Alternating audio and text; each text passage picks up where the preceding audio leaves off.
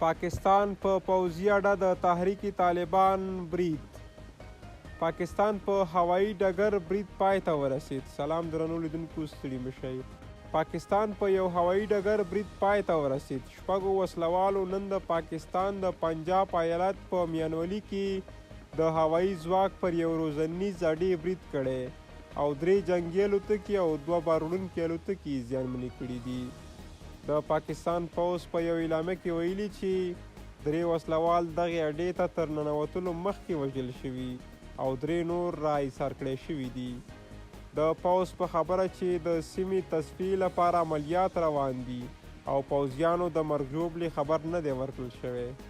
د پوځ په خبره په پیښه کې 3 جنګي الوتکې، 2 باروړونکي الوتکې او د تیلو یو ټانکر زیانمن شوی دی. تحریک طالبان یا ټي ټي پي د دغې حملې مسؤلیت منلی او ویلي چې موږ به دغه عملیات ته دوام ورکړو.